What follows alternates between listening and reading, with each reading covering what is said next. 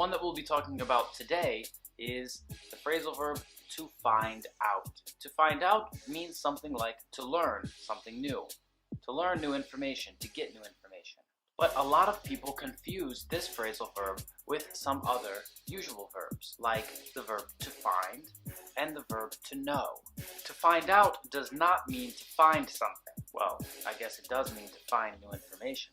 But really, find out describes learning this information, getting this information, not finding it. Hey Chris, are you ready for the lesson? No, I only found out about it 5 minutes ago. We could also use the same example with the verb to learn. I only learned about it 5 minutes ago. Now what's the difference between find out or learn and know? Know describes a status, a state, when you're sure that something is true or not true. You know it. But find out describes the process leading up to knowing something. So we could say, I found out about the concert yesterday, and now I know about the concert. We shouldn't say, I knew about the concert yesterday. This means that it was true in the past, and now it's not true. Now I don't know about it. The woman was surprised to find out that her son was a murderer. Find out is one of the most important phrasal verbs in English. We use it a lot. To sort out and to figure out. Now, to sort out and to figure out are about when we find the answer to something, or we solve a problem. Sort out usually describes some kind of relationship problem or a problem in understanding something. So we could say, we had a misunderstanding, but we sorted it out. Figure out is usually about a problem concerning logic or about understanding again. We could say, at first I didn't understand the question, but then I figured it out. Like, then I found the answer. We might also use figure out and sort out to mean something like decide. Hey, what are your plans this evening? I don't know, I haven't made any. Okay, give me a call back when you figure it out. Figure out might also be something like learn the truth. He pretended to be a nice guy, but I figured him out. To look forward to. To look forward to something means that we want it to happen very much, and we're excited that it will happen. Another similar phrase that we might use instead of look forward to is can't wait. We could say, I'm really looking forward to my summer vacation. Or, I can't wait for my summer vacation. This means I really want my summer vacation to happen, and I'm very excited that it will happen soon. Now, the opposite of look forward to is the verb to dread. If we say, I'm dreading my summer vacation, it means I really don't want it to happen. I have a lot of negative emotions connected to this event, and I'm not excited for it. Don't forget that because look forward to ends with a preposition, to, that means if another verb follows it, it needs to take the gerund form. So, look forward to doing something.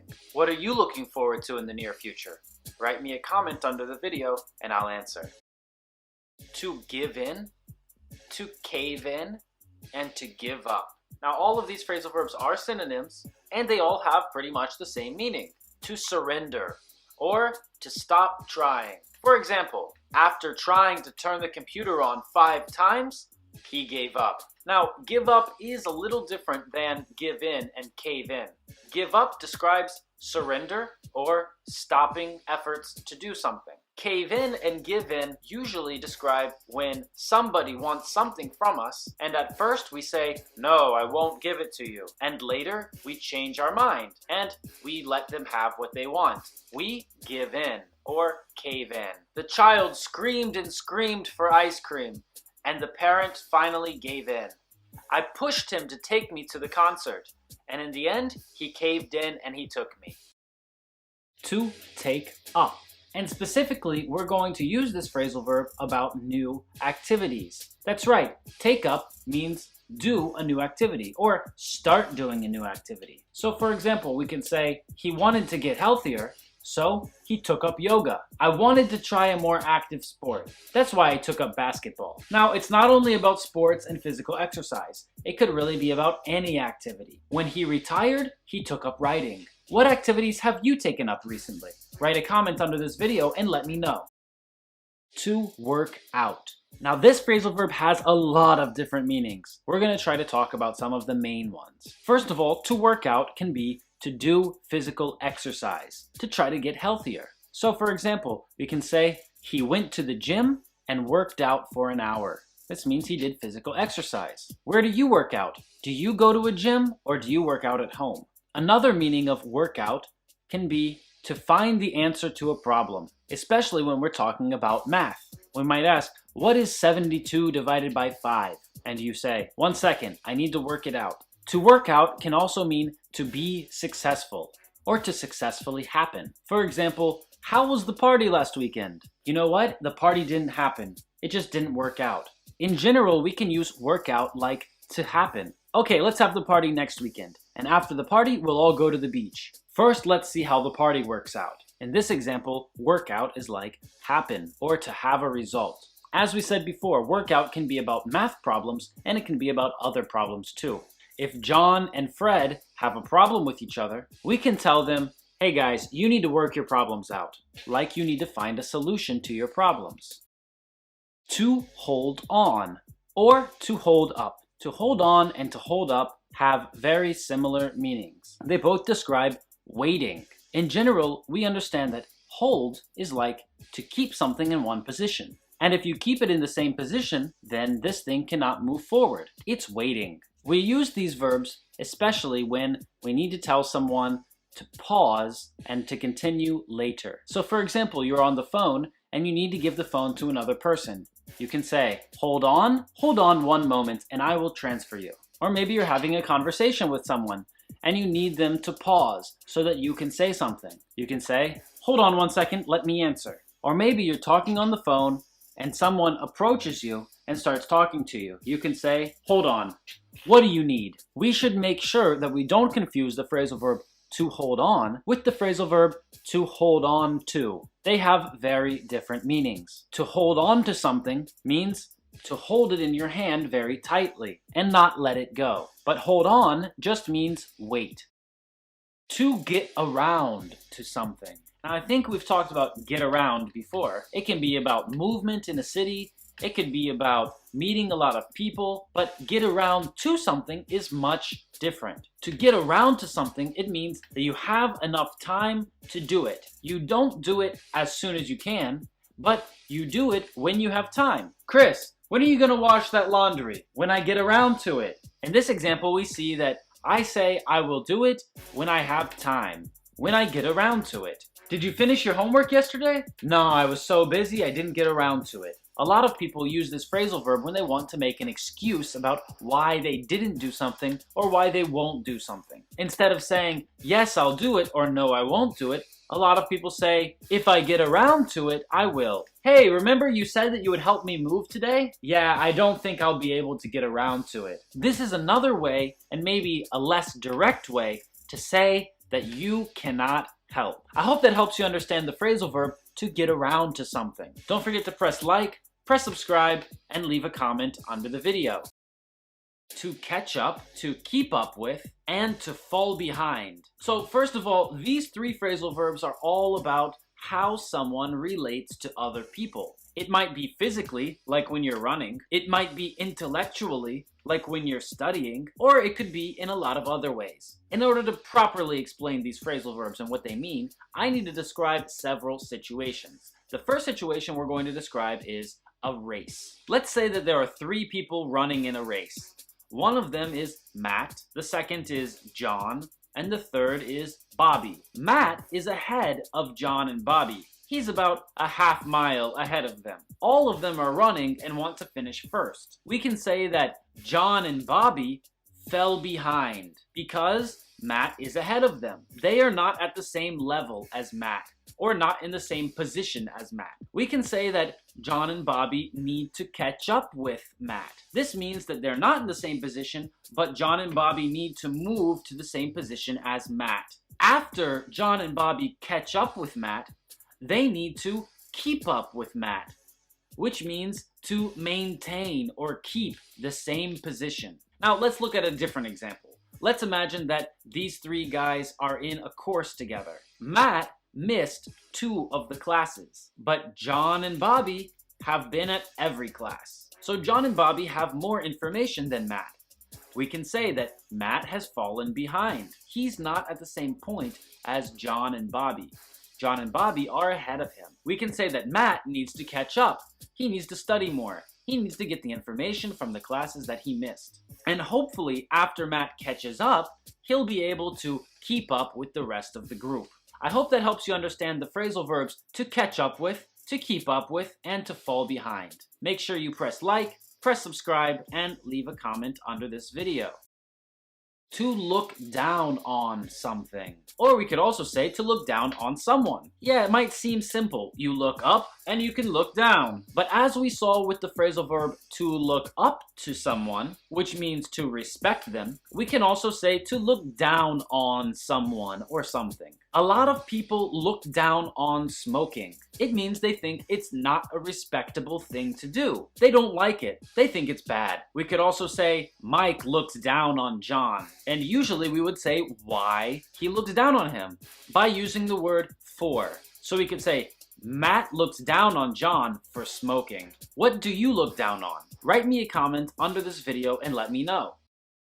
The first one is to keep doing something, and the second is to keep something up. Both of them use the word keep, and with a lot of phrasal verbs, we can see that the word keep means continue. This case is no exception. If I tell you, keep watching my videos, this means continue to watch my videos. Or if you tell me, Chris, I watch your videos every day, I can tell you, great, keep it up. It means continue doing what you're doing. I might also use different phrases with keep up. For example, keep up the great work. It means you're already doing good work and you should continue it. We could also say keep on doing something. Keep doing something and keep on doing something also have a negative meaning. We use them a lot when someone is doing something that we don't like or something that's annoying. We could say, he keeps on interrupting me when I'm speaking. If you keep on liking my videos and keep on leaving comments, I'll keep on making these videos.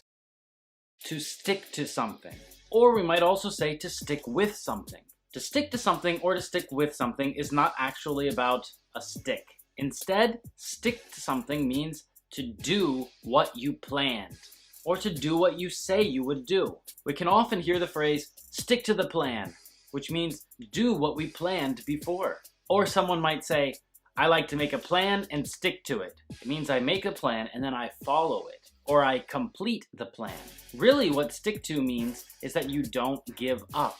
You keep trying and you keep working at it. In fact, some people might use it as an insult. When someone is new in a career and another person wants to tell them that they should probably go back to their old career and only do that. Or basically that they're not going to be successful. They might tell the person, stick to farming. You're no good at banking.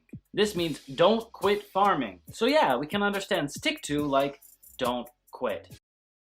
To breeze through and to sail through. The word sail sometimes is confusing, so let me be clear. We're talking about sail like sailing a ship, not a sale in a store. But to sail through something is not connected to sailing. To sail through means to do something very easily and very quickly. Usually more quickly than what we had expected. The phrasal verb to breeze through something means exactly the same. So for example, someone asks you, hey, how was the exam?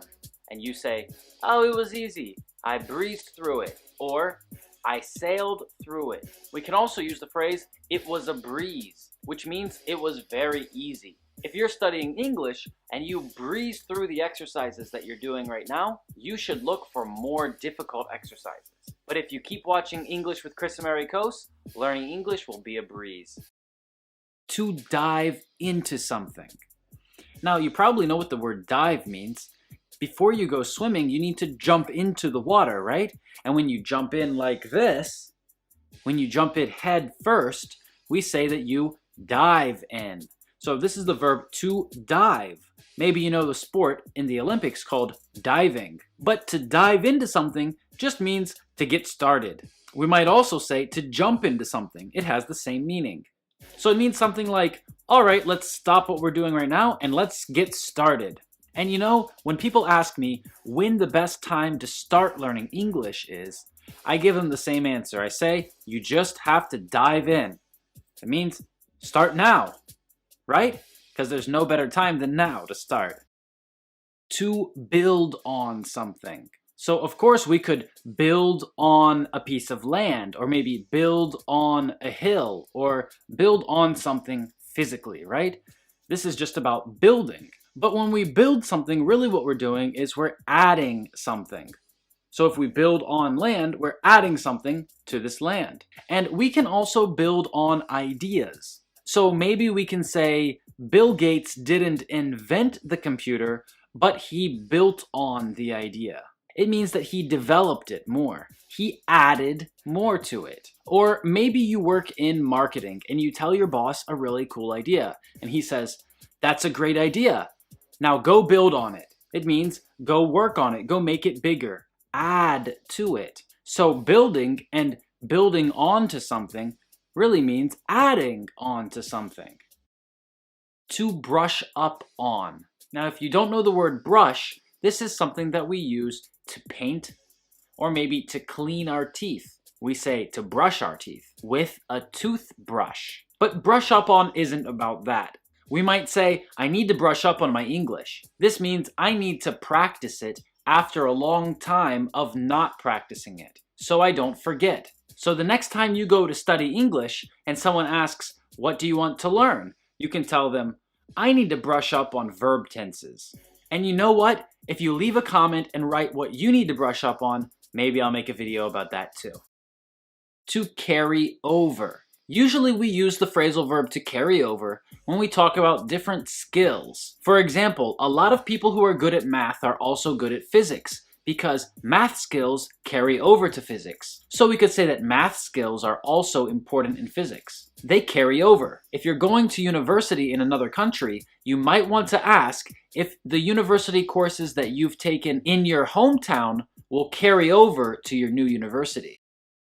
We have a whole group of different phrasal verbs for you, but they're all more or less the same. They are work through, push through, and sleep through. Now let's start with sleep through. If you sleep through something, it means that you don't hear this thing, or you don't wake up. So really you don't know that it even happened. We can say, he slept through the storm. It means he didn't wake up. If we say work through or push through, this, however, is a little bit different. This means that our situation was very difficult or tough, and we needed to continue working or continue trying to move forward with this work and get progress. For example, I've already been working on this for 8 hours. I just need to push through until it's done. Or we might also say, the staff had to work through the night. This basically means they worked all night until the morning. Thanks for watching Daily Phrasal Verbs with Chris and Mary Coase. Don't forget to press like, press subscribe, and leave a comment down below.